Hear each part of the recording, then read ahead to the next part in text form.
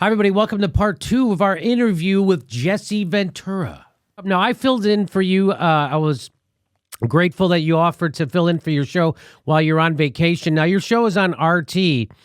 Now, there's a Russia hysteria that has taken over the country. And my theory is it's just that the establishment didn't want to examine the system that brought us Donald Trump. So it was easier to blame another country. When everybody knows the people manipulating our elections are right here in the United States, we have a completely captured government, captured by corporations, meaning Wall Street, the military-industrial complex, big pharma, healthcare, and fossil fuel companies. Those are the people manipulating our elections. Now, what do you make of all this RussiaGate? Jimmy, take a look back. Look what's gotten lost in the shuffle of all this. The most important thing of this whole thing got lost in the shuffle here, and you don't hear a word about it. And that was this. Those documents that leaked out of the supposedly were hijacked out of the Democratic Convention or the Democratic Party. Yes. They showed that the thing was fixed. Yeah. That Bernie Sanders didn't have a chance, that Hillary was going to get it no matter what, and the whole thing was a fraud and a fix. And that's been lost. Nobody talks about I came out and said if the Russians expose that, we should thank them. I couldn't agree with you more. Because that's the real news story that's been lost in all this, was the fact that the Democratic election process was completely fixed. Hillary and her money was behind the whole Democratic Party, and she had them in the bag. It did not matter what Bernie did. It didn't matter how many votes Bernie got. Hillary was getting the nomination. And they want us to believe today, they're trying to sell us, that if Russia hadn't interfered, Hillary'd be the president now. I'm with you 100%. I try to remind people that this is all a distraction from the biggest election fraud in the history of our country, which was the Democratic primary in 2016. I mean, they have fraud built into their process, Jesse. You know, super delegates. That sounds like... Oh, absolutely. Well, look at my home state, Jimmy, my home state of Minnesota. Yes. Voters, it went overwhelmingly for Bernie Sanders, but it ended up a wash. You know why? The two superdelegates were Franken and Klobuchar. They both voted for Hillary, and that washed away the people's choice, which was Bernie Sanders. Which when Al Franken, when he went away, I did not shed a tear for that very reason. He is willing to go against the will of his people very happily to prop up a warmongering oligarch over someone who was favored by the people. So that tells you all you need to know about Al Franken. Did you know Al Franken personally? You're both from Minnesota. Yeah, well, I knew him, and my biggest criticism with Al, I like Al because Al's always showed me a great deal of respect, which I appreciate that as an independent. But my problem with Al Franken's whole candidacy was he hadn't lived in Minnesota for probably 15 or 20 years. Right. And then he moves back here, gets an apartment back here, and runs for Senate. Right. Well, excuse me, shouldn't you be, I've lived in Minnesota my entire life, basically, other than the few forays out in the pro wrestling world in the territory days where you had to go live in New York and you had to go live in a couple other places. But I've always maintained a Minnesota driver's license, and my home residence has always been Minnesota. Al Franken hadn't lived in Minnesota for 20 to 25 years. And then all of a sudden he comes back and becomes the senator. I had problems with his bend towards neoliberalism and his support of the system. I was hoping he would be like a real comedian, an outsider who was going to shake up the system, and it turned out that was not his plan. His plan was to Jimmy, you got to learn something. Anyone that joins the two parties is not going to shake up the system. So let me ask you, just like Donald Trump. Donald Trump is not an independent. He's a Republican. He joined the Republican Party. That's why I would never, ever consider endorsing him in any way, shape, or form. Because once you join the party, you're part of that gang. You're part of that machinery. I'll plug another one of my books shamelessly. I wrote the book Democrats and Republicans, No More Gangs in Government. And I actually apologize at the start of the book to the Crips and the Bloods for using their name in that manner. That's fun. So what do you think about, I've been saying pretty much the same thing you've been saying, Jesse, is that how much longer is it going to take for people to realize that the Democratic Party not only does not represent progressives, but they actively work against them? And someone like Bernie Sanders, who keeps what I call sheepdogging progressives into a party he's not even a member of. Why do you think that's happening?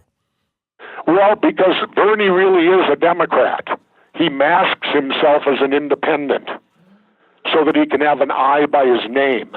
But Bernie's he's a Democrat. He ran in the Democratic primary, and I knew from the get-go that Bernie's whole campaign was going to end up a joke and a fraud in a way, because early on he came to Minneapolis and I went down to meet with him, and I was actually considering endorsing him.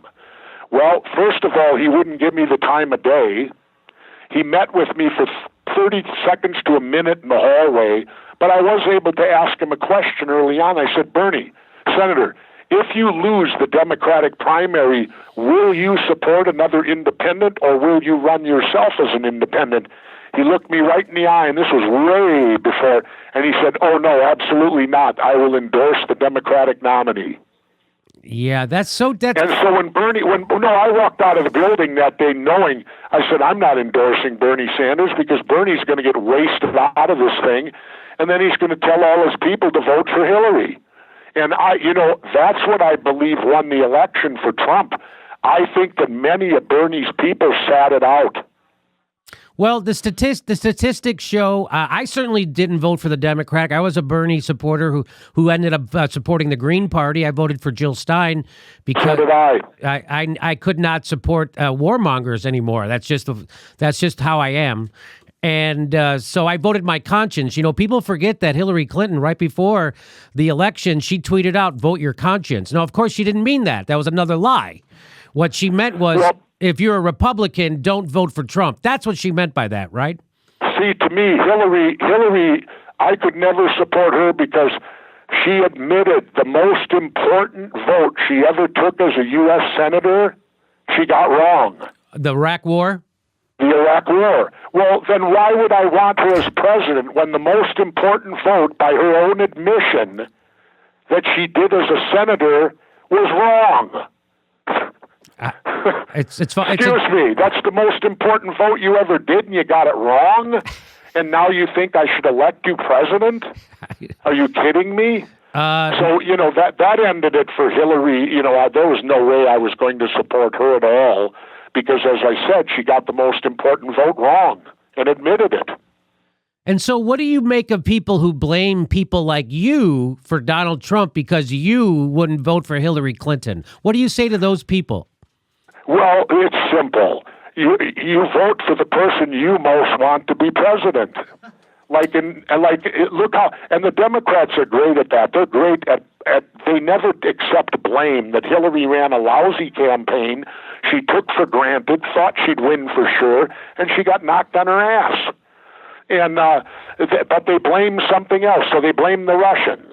Well, back in 2000, who did they blame for when the same scenario took place? Al Gore beat George W. Bush in the popular vote, but George W. Bush won the Electoral College. Who did they blame? My friend Ralph Nader. Yes. Then it was Ralph's fault, because all the people that voted for Ralph should have voted for Al Gore.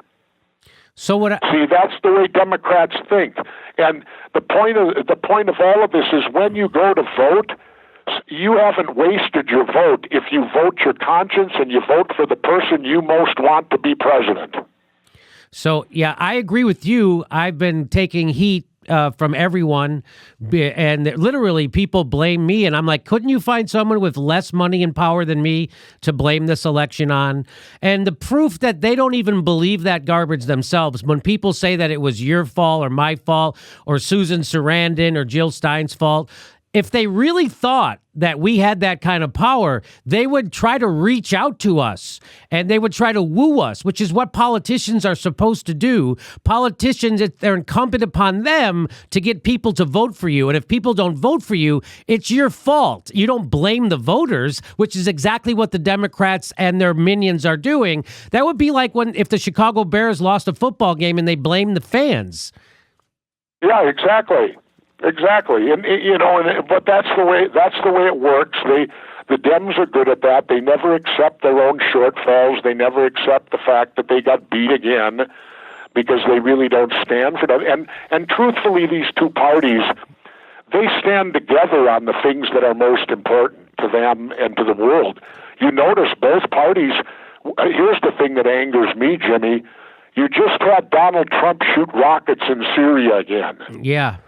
Now, it happened a year ago when I left. I thought I was reliving my deja vu, my life over again. I come back and I hear the same thing I heard a year ago.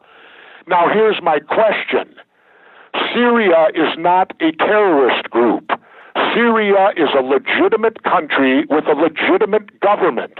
Now, it just so happens we don't seem to like them, but what gives us the right to pump weapons of war, rockets, into Syria without a declaration of war? Nothing gives us that right. In fact, it's an illegal war act is what we're doing. And exactly. We are breaking the law. Donald Trump should be arrested for doing that, for violating the very thing he took an oath. When you're in the military, you take an oath to protect the Constitution and Bill of Rights from all enemies, foreign and domestic. Well, then I took an oath to defend myself against Donald Trump, because Donald Trump is violating the Constitution by going to war without Congress's permission. And I don't give a crap about these lawyers' opinions that they bring in who try to whitewash it around and look for openings in it. It's very clear. You don't go to war unless Congress votes for it. Our founding fathers were very clear on that. I'll give you another little tidbit people forget about, 9/11. Dick Cheney had no right to be in charge in that lower bunker in 9/11. The Constitution, they violated it there. The Constitution's very clear. It says unless the president is dead or incapacitated. The president was on Air Force One, which is fully equipped to run the country. Why was Cheney calling the shots, which was completely protocol illegal? The vice president has never, ever been given that power before. Well, Jesse, Yeah, I agree with you. That was crap. There's so many unanswered questions, and we're never going to get answers to any of those questions because you can't question anything, even the investigation by the 9/11 Commission. Jimmy, you got to keep asking them, though, or they win. Yeah, they just discredit you. They go, "Oh, you're some kind of conspiracy nut," right? Even though the real conspiracy was the Iraq War, here's right? How you counter that, Jimmy. Here's how you counter that. I'm smiling at them and say, yes, I do have a higher IQ. Because England did a huge study and found out conspiracy theorists are generally more intelligent.